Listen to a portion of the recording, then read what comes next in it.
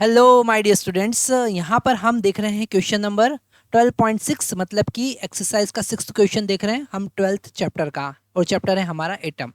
Question में given है using Bohr's model, okay, calculate the speed of electron in hydrogen atom in n is equal to 1, n equal to 2, n equal to 3 level. Okay, यहाँ पर ये principal quantum number हमको given है, first state, second state और third state पर हमको speed find करना है, और यहाँ पर हमको टाइम पीरियड भी फाइंड करना है, ऐसा बी ऑप्शन में गिवन है। सबसे पहले ए ऑप्शन की बात करते हैं, और अगर हमको यहाँ पर स्पीड देखना है, ओके, तो हम थोड़ा सा डेरिवेशन देख लेते हैं पहले, है ना, तो हमको और क्लियरली समझ में आ जाएगा। यहाँ पर जब इलेक्ट्रॉन, है ना, अगर यहाँ पर न्यूक्लियस की बात करें तो न्यूक्लियस पर एक प्रोटॉन है ना, और आर रेडियस के सर्कुलर पाथ पर, आर रेडियस के सर्कुलर पाथ पर इलेक्ट्रॉन रिवॉल्व करता है ना, मान लेते हैं वो nth ऑर्बिट में रिवॉल्व कर रहा है ना। तो इन दोनों के बीच में जो इलेक्ट्रोस्टैटिक फोर्स होगा, इलेक्ट्रोस्टैटिक फोर्स कितना होगा, वो होगा Q1 Q2 divided by 4 pi epsilon naught r square. Okay, वो इनको सेंट्रीपिटल फोर्स प्रोवाइड करेगा, इलेक्ट्रॉन को सेंट्रीपिटल फोर्स प्रोवाइड करेगा रोटेट करने के लिए, मतलब mv²/r हम लिख सकते हैं। ओके, तो यहाँ एक आर से एक आर अगर हम कैंसिल करें, और अगर Q1 की बात करें, मतलब जो न्यूक्लियस पर चार्ज है वो प्रोटॉन पर चार्ज, दैट इज E, और इलेक्ट्रॉन पे चार्ज भी E होता है अगर हम मैग्नीट्यूड की बात करें, है ना, वैसे -E होता है, नेगेटिव चार्ज पार्टिकल इलेक्ट्रॉन, पर यहाँ पर हम मैग्नीट्यूड की बात कर रहे हैं, तो 4 pi epsilon naught as it is, r as it is, और यहाँ पर हो जाएगा mv²। और अगर हम इसको थोड़ा सा मॉडिफाई करें तो यहाँ हमारे पास में नेक्स्ट एक्सप्रेशन मिलेगा E² divided by 4 pi epsilon not is equal to m, ये v² को हम v, और यहाँ से r जो इधर डिनोमिनेटर में है इधर न्यूमरेटर में मल्टीप्लाई हो जाएगा, है ना, और v एज इट इज़, यहाँ पर v² को हमने v इंटू वी लिख दिया। उससे हमको फ़ायदा ये हुआ कि ये mvr एंगुलर मोमेंटम हमको मिला, और according to second postulate of Bohr, angular momentum is equal to nh/2π। तो यहाँ पर हम लिख सकते हैं mvr is equal to nh divided by 2π। तो यहाँ पर पुट कर देंगे, हमको मिलेगा E² divided by 4 pi epsilon not is equal to NH divided by 2π into v, है ना। तो यहाँ से हमको V का वैल्यू पता चल जाएगा। V का वैल्यू क्या होगा, V is equal to, V का फार्मूला हमने डिराइव कर लिया, is equal to 2π into E², है ना, 2π into E² divided by 4 pi epsilon not n into h. Okay, ये हमारे पास फार्मूला मिल गया V का। अब यहाँ पर V का जो वैल्यू है, V का जो फार्मूला है, वहाँ पर देख रहे हैं कि it is inversely proportional to n। तो सबसे इम्पोर्टेंट यहाँ पर हमको ध्यान देना है कि V is inversely proportional to n। अगर आपने n इक्वल टू 1 के लिए निकाल लिया, और 2 के लिए निकालना है तो बाई 2, 3 के लिए निकालना है तो by 3, is inversely proportional to n। किस एक्साइटेड स्टेट पर है उसके इन्वर्सली प्रोपोर्शनल वो होगा, है ना। यहाँ पर आप 2π से इसको कैंसिल भी कर सकते हैं, पर हम ऐसा नहीं करेंगे क्योंकि 1 divided by 4 pi epsilon not का वैल्यू हमको ऑलरेडी पता है। यहाँ पर n इक्वल टू 1 के लिए अगर हम देखें, for n equal to 1, okay, n equal to 1 के लिए अगर हम देखें तो यहाँ पर n का वैल्यू 1 पुट कर देंगे, वेलोसिटी हो जाएगा 2π एज इट इज़। E का वैल्यू हम रखेंगे 1.6 इंटू 10⁻⁻19, और इसका स्क्वायर कर देंगे, है ना, divided by 1 divided by 4 pi epsilon not का वैल्यू कितना होगा, 9 इंटू 10⁻⁹, तो यहाँ पर 9 इंटू 10⁻⁹ का मल्टीप्लाई कर देंगे। ओके, और n का वैल्यू यहाँ पर 1 हो गया, और h का वैल्यू हमको पता है 6.6 इंटू 10⁻34 होता है। जब इसको हम सॉल्व करेंगे तो v का वैल्यू हमारे पास में अप्रोक्सीमेट आने वाला है 2.2 इंटू 10⁻6 मीटर पर सेकेंड। ओके, इसको आप एक बार सॉल्व कीजिएगा तो आपके पास में कुछ अप्रोक्सीमेट वैल्यू ऐसा आएगा, थोड़ा बहुत ऊपर नीचे आ सकता है, पर एक बार आपको ट्राई ज़रूर करना पड़ेगा।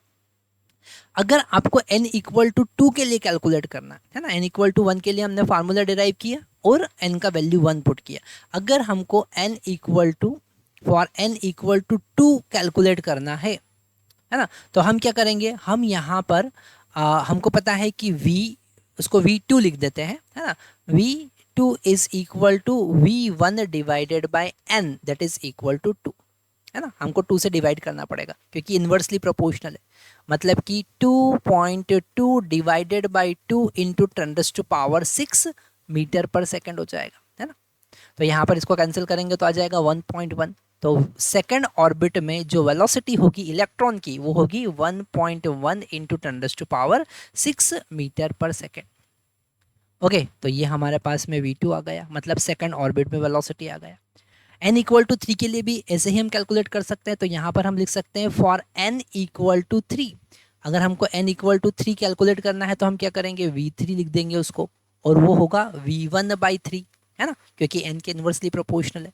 मतलब हम यहाँ पर लिखेंगे 2.2 divided by 3 into 10⁻⁶, okay, metre पर सेकेंड।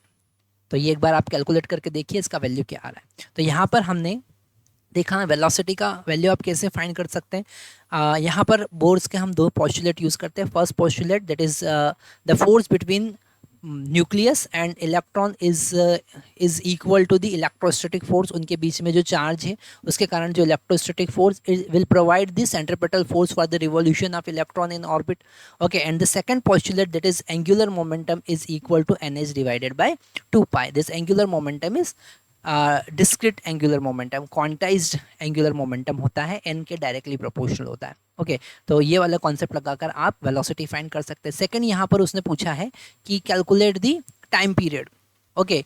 हम यहाँ पर टाइम पीरियड कैलकुलेट करने के लिए उसको भी डिराइव कर लेते हैं, पर वहाँ पर हमको r का वैल्यू फाइंड करना पड़ेगा। एक बार हम वो देख लेते हैं।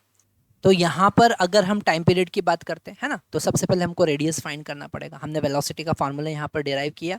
एक बार हम वेलोसिटी का फार्मूला देख लेते हैं। वेलोसिटी का फार्मूला हमारे पास क्या आया, वेलोसिटी का फार्मूला हमारे पास में आया v इज इक्वल टू, या फिर हम लिखते हैं velocity of electron in nth orbit, okay, in nth orbit में वेलोसिटी क्या आया, एक बार वो देख लेते हैं, है ना।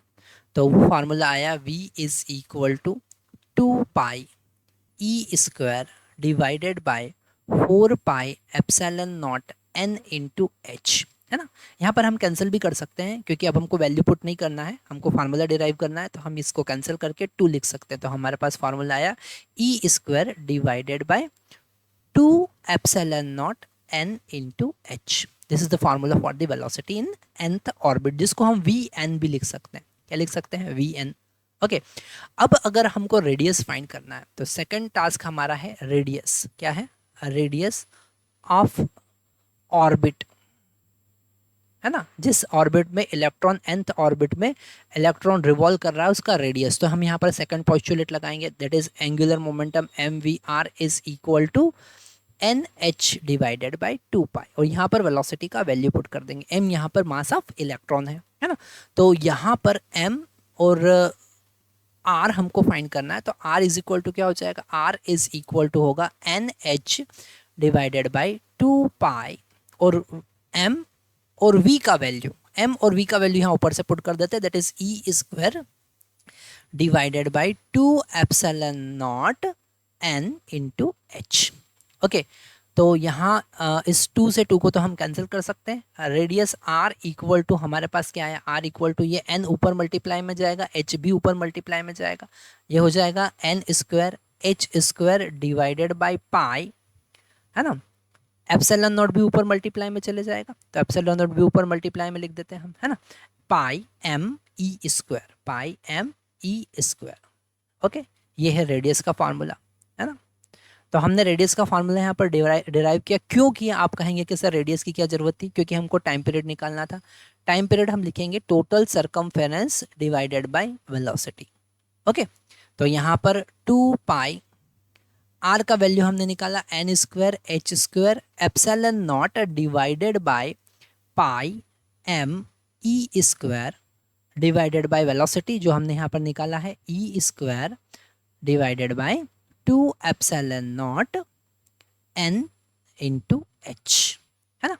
यहाँ पर हम देखें तो radius is directly proportional to n square, पर टाइम पीरियड की बात करें इसको थोड़ा सा हम सिंप्लीफाई करते हैं, है ना। तो यहाँ पाई से पाई तो हम कैंसिल कर सकते हैं, ऊपर बचा हमारे पास 2, और ये नीचे जो n है और h है ये ऊपर मल्टीप्लाई में आकर n क्यूब h क्यूब बनाएंगे, और एप्सिलॉन नॉट भी ऊपर मल्टीप्लाई में आ जाएगा, तो ये एप्सिलॉन नॉट स्क्वायर बना लेगा। ठीक है, यहाँ पर 2 एक और बच रहा है हमारे पास, 2 यहाँ पर मल्टीप्लाई में आएगा तो 4 बना लेगा। ओके, डिवाइडेड बाय यहाँ पर हमारे पास में m ई स्क्वायर और ई स्क्वायर मल्टीप्लाई होके ई रेज टू पावर 4 बनाएगा। तो ये हमारे पास टाइम पीरियड का फॉर्मूला आया, है ना। अब इसमें सारी वैल्यूज हम पुट करते हैं, है ना। एक बार आप ये पूरा फार्मूला याद कर लीजिए, टाइम पीरियड का फार्मूला, और इसमें हम वैल्यू पुट करेंगे।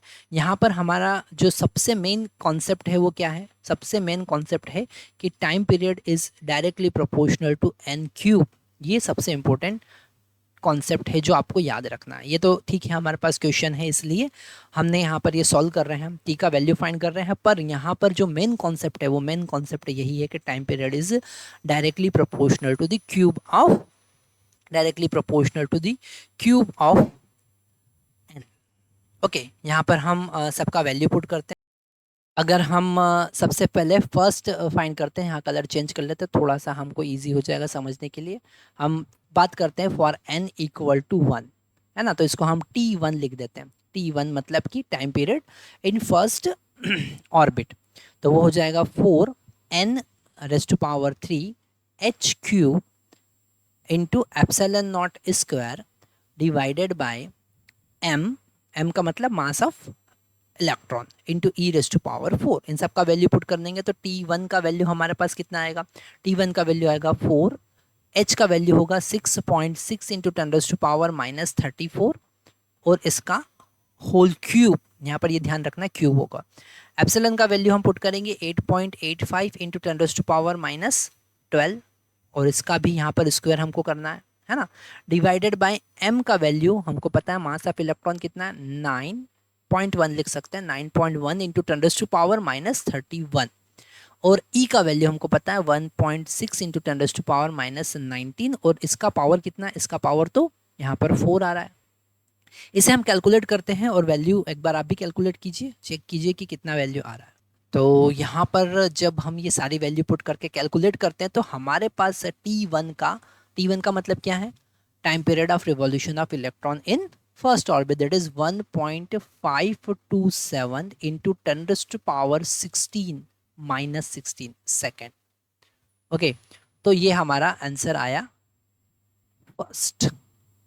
अब यहाँ पर बाकी के तो बहुत इजीली आप सॉल्व कर सकते हैं, एक पता चल गया तो बाकी हम निकाल सकते हैं। अगर हम फॉर n इक्वल टू 2 देखें तो अब आपको कैलकुलेशन ज़्यादा करने की ज़रूरत नहीं है, क्योंकि यहाँ पर t2 जो होगा वो होगा 2 क्यूब इंटू t1, है ना, क्योंकि यहाँ पर हमको ये समझ में आ रहा है कि this time period is in directly proportional to the cube of n।